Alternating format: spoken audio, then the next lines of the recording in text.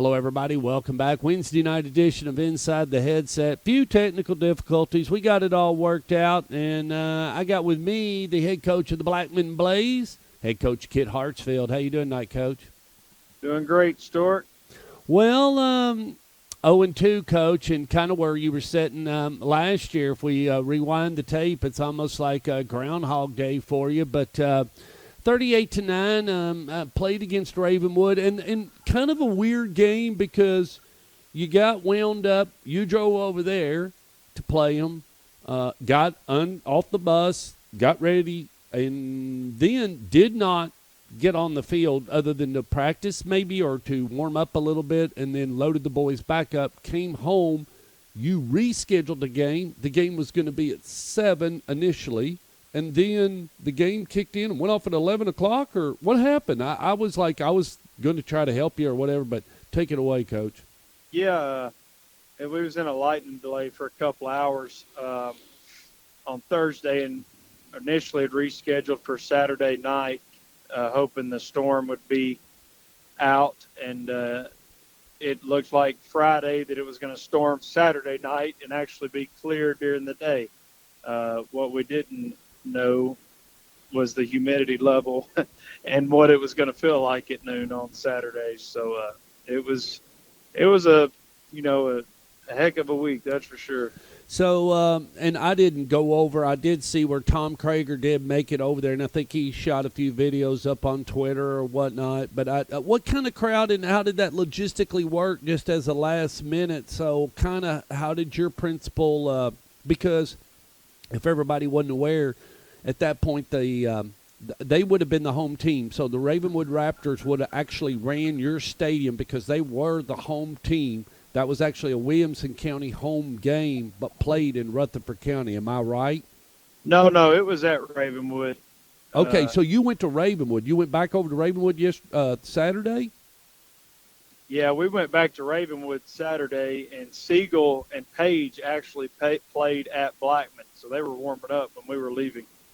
Okay, so I don't know. I got confused because someone said to me that Blackman was going to play Ravenwood at 7 o'clock at your house. Was that right? Was that a first plan? Was that ever even a notion that they were going to play at Blackman? No, I offered, but just because field conditions possibly, but they had planned on us coming back to Ravenwood. So someone probably said that. But so you played at 11 o'clock in the morning? 12. 12, okay. So you left here at what, 8? We left at 9:15. 9:15. We got to Ravenwood at 10 o'clock, yep. And, man, that was kind of like a youth football game or a middle school game. Get off the bus and let's play. I mean, how many people were there, Coach?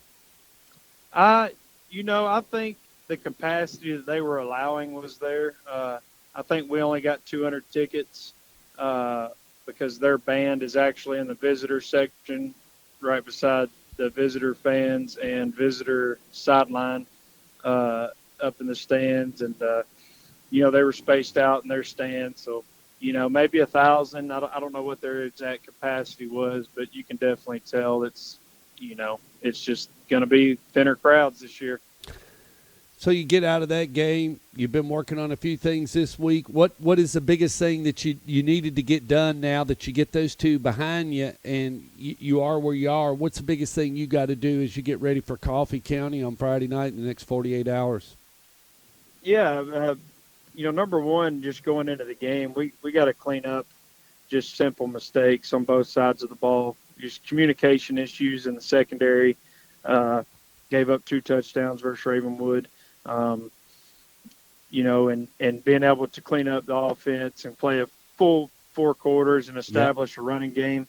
We're not having the success that we normally have, and it all starts with the run game. So, getting second and short yardage, we want to get to 2nd and 6 at least. To have a more wide open playbook. 2nd, 10, and 11 hasn't served us very well in the first 2 weeks. Did you have a chance to work a number 2 tailback in or anything like that, or work a few more tailbacks in? And nothing against Andrew Hudson Jackson. You're going to have to, and I know play 6A ball. You got to have at least 3 or 4 back there. So did you try to work some other guys in maybe? Yeah, we worked 2 in, and it was really hot. You got to rotate guys. You got to keep them fresh, Yeah. anyways. So, this week it'll be Andrew Charles Gaunt and Jalen Pleasant has played some tailback in the past.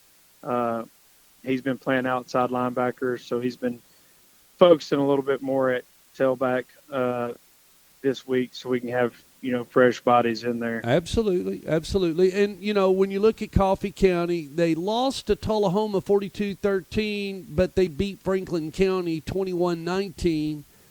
Franklin County lost to Rockville Friday night, so you should be okay. But it's at the same time you got to win and you got to go out and play football. So it ain't where Coffee County is. You don't know what to expect. What'd you see on film, Coach? Yeah, they're actually much improved. They played well, against Tullahoma. They just didn't finish drives. When you watch the film, it didn't match up with the score. I was actually just thinking about that driving home. I was like, how did they get beat that bad? But they moved the ball. I don't think they punted the first half. Wow. So they're doing a good job. They just making some mistakes.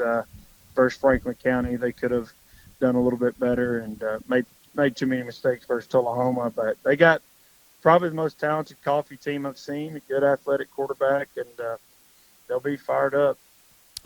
Injury-wise, you okay, or where you at there?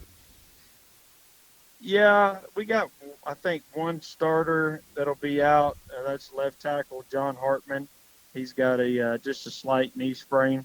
A guy landed on him during a field goal, a 43-yard field goal that Jack Satterfield made. One of the linemen got knocked into the side of his leg, and he does have it braced, luckily. But he'll be out this week. And linebacker Juwan Thompson has been playing with a sprained ankle since the second half of Alcoa, and it's just not going to do us any good to keep him limping around, so he'll be out. And after this game, the big guy that had to sit a little bit, he'll be able to come back, right? Yes. Okay. We actually had 2 D linemen out, and it showed versus Ravenwood. That's you get Cameron them, Pleasant and Titus Kirby Reach both. right, but we get that. You get them back for Coffee, right? Yes. Okay, so they'll play. Well, you got you there. That's a good thing. Well, Coach, good luck. Good luck. That's at the Inferno Friday night, and I'll be out Friday.